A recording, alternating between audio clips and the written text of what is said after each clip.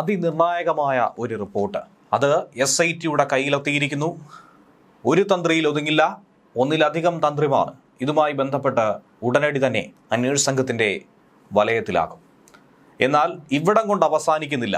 തന്ത്രിമാരിലോ CPM നേതാക്കളിലോ ഒന്നും തന്നെയല്ല അത് അവസാനിക്കുന്നത്. മറിച്ച് കോൺഗ്രസ് ഭരണകാലത്ത് പോലും അഴിമതി നടന്നിരുന്നു, വലിയ തട്ടിപ്പ് സംഭവിച്ചിരുന്നു.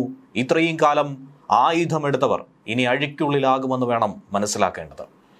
ശബരിമലയിലെ യഥാർത്ഥ ദ്വാരപാലക ശില്പപ്പാളികളും കട്ടിളപ്പാളികളും പൂർണ്ണമായി വിറ്റോ? നിലവിലുള്ളത് യഥാർത്ഥ സ്വർണ്ണപ്പാളിയാണോ? ഇങ്ങനെ ഉത്തരം കിട്ടാത്ത ഒട്ടനവധി ചോദ്യങ്ങൾ. അതിനൊക്കെ തന്നെ ഉത്തരം തരുന്ന ശാസ്ത്രീയ പരിശോധനാ ഫലം തന്നെയാണ് SIT വിപുലമായി പരിശോധിക്കുന്നത്. ഉടൻ തന്നെ അതിന് ഉത്തരം കിട്ടുമെന്ന കാര്യത്തിൽ സംശയമില്ല. പലരും ചോദിച്ചതാണ്, ഇപ്പോൾ ശബരിമലയിൽ ഇരിക്കുന്നതിൽ എന്തെങ്കിലും സ്വർണമായി ബാക്കിയുണ്ടോ എന്നുള്ളത്. അത് കൃത്യമായി കണ്ടെത്താൻ ഈ SIT റിപ്പോർട്ടിലൂടെ സാധിക്കും. തിങ്കളാഴ്ച തന്നെ ഇടക്കാല റിപ്പോർട്ടിനൊപ്പം ഹൈക്കോടതിക്ക് ഈ റിപ്പോർട്ടും കൈമാറാനാണ് SIT തീരുമാനിച്ചിരിക്കുന്നത്. കോടതിയിൽ ശക്തമായ രീതിയിൽ ഇതിനുള്ള പ്രതികരണം ഉണ്ടാകും എന്ന് തന്നെയാണ് പ്രതീക്ഷിക്കുന്നത്.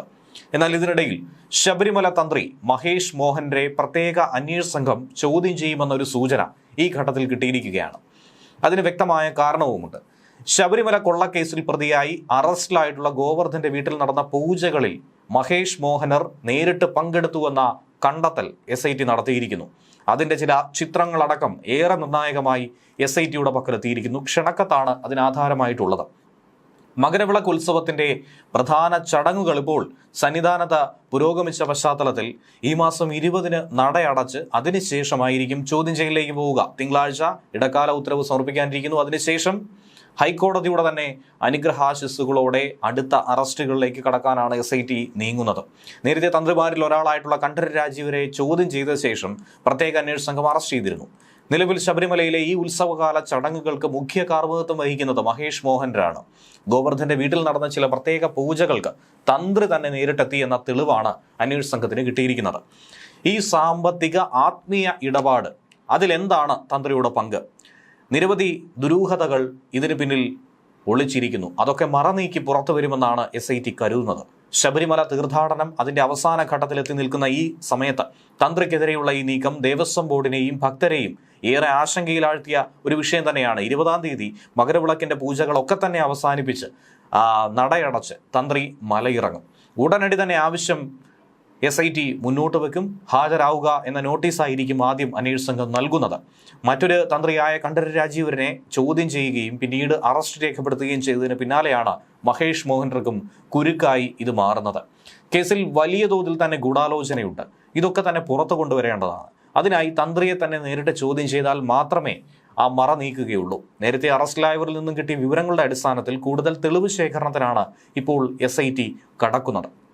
എന്നാൽ ഈ ഘട്ടത്തിൽ ശബരിമലയിലെ വാജുവാഹന കൈമാറ്റം, അതാണ് മറ്റൊരു വിവാദമായ വിഷയം. എന്നാൽ ഇതിന് വഴിവെച്ചതാകട്ടെ 2017-ലെ കൊടിമര പുനഃപ്രതിഷ്ഠ. അതിൽ UDF സർക്കാരിൻ്റെ കാലത്ത് അവർ നിയോഗിച്ച ദേവസ്വം ബോർഡ് തന്നെയാണ് ഇപ്പോൾ പ്രതിയായി മാറിയിരിക്കുന്നത്. ദേവസ്വം ബോർഡിനെ തന്നെ ആ കാലഘട്ടത്തിലെ UDF ദേവസ്വം ബോർഡിനെ പ്രതി ചേർത്ത് കേസെടുക്കുമെന്നാണ് അറിയേണ്ടത്. പണപ്പിരിവിലടക്കം ദുരൂഹതയുണ്ടെന്ന് കാണിച്ച് SIT കോടതിയിൽ റിപ്പോർട്ട് കൊടുക്കുകയാണ്.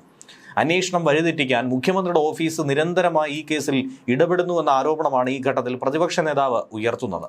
ശബരിമല സ്വർണ്ണക്കൊള്ളയിൽ നിർണായകമെന്ന് കരുതപ്പെടുന്ന ശാസ്ത്രീയ പരിശോധനാ റിപ്പോർട്ട് പ്രത്യേക അന്വേഷണ സംഘത്തിന് കിട്ടിയിട്ടുണ്ട്. കൊല്ലം വിജിലൻസ് കോടതിയാണ് VSSC നടത്തിയ പരിശോധനാ റിപ്പോർട്ട് കൈമാറിയത്. ദ്വാരപാലക ശില്പം, കട്ടിളപ്പാളി തുടങ്ങിയ 15 സാമ്പിളുകളുടെ പരിശോധനാ ഫലമാണ് ഇത്തരത്തിൽ കിട്ടിയിരിക്കുന്നത്. ഇന്നലെയാണ് VSSCയിൽ നിന്നും മുദ്രവെച്ച കവറിൽ ശാസ്ത്രീയ പരിശോധനാ ഫലം കൊല്ലം വിജിലൻസ് കോടതിയിലെത്തിയത്. ശബരിമല സ്വർണ്ണക്കൊള്ളയുമായി ബന്ധപ്പെട്ട അന്വേഷണത്തിൽ ഈ പരിശോധനാ ഫലമെന്ന് പറയുന്നത് ഏറെ നിർണായകമായിട്ടുള്ള വിഷയം തന്നെയാണ്. വാജുവാഹനം നിയമം ലംഘിച്ച് തന്ത്രിക്ക് കൈമാറി എന്നതിൽ മാത്രം ഒതുങ്ങുന്നതല്ല. 2017-ലെ ദേവസ്വം ബോർഡിന്റെ വഴിവിട്ട നടപടിയെന്നാണ് പ്രാഥമിക അന്വേഷണത്തിൽ ഇത് കണ്ടെത്തിയിരിക്കുന്നത്. 1971 മുതൽ സന്നിധാനത്തുണ്ടായിരുന്ന കോൺക്രീറ്റ് കൊടിമരത്തിന് ബലക്ഷയം എന്ന പേരിലായിരുന്നു അത് മാറ്റി സ്ഥാപിക്കാൻ ഒരു തീരുമാനമെടുത്തത്. അതിനുവേണ്ടി ദേവസ്വം ബോർഡ് വ്യാപകമായി പണപ്പിരിവ് നടത്തി. പക്ഷേ അതൊന്നും തന്നെ കണക്കിലില്ല. പഴയ കൊടിമരത്തിലെ അഷ്ടദിക്പാലകരടക്കമുള്ള രൂപങ്ങൾ എവിടെയെന്ന കാര്യത്തിന് ഇതുവരെയും ഉത്തരം കിട്ടിയിട്ടില്ല. സ്വർണം ഉൾപ്പെടെയുള്ളവ എവിടെയെന്ന് ഉറപ്പിക്കുന്ന രേഖകൾ ആരുടെയും കൈവശമില്ല. അതിനൊപ്പമാണ് വാജുവാഹനം 8 വർഷത്തോളം തന്ത്രി തന്നെ കൈയടക്കി വെച്ചത്. ഈ കാര്യങ്ങൾ ഹൈക്കോടതി അറിയിക്കാനും കോടതി നിർദ്ദേശിച്ചാൽ കേസെടുത്ത് അന്വേഷിക്കാനുമാണ് തീരുമാനം. കേസെടുത്ത് കഴിഞ്ഞാൽ UDF സർക്കാർ നിയോഗിച്ച 2016 കാലഘട്ടത്തിലെ ദേവസ്വം ബോർഡ് പ്രതിയായി മാറും. അതിൽ അജയ് തറയിലടക്കം പ്രതിസ്ഥാനത്തെത്തും, ചോദ്യം ചെയ്യേണ്ട സാഹചര്യം ഉണ്ടാകുമെന്നാണ് കരുതുന്നത്.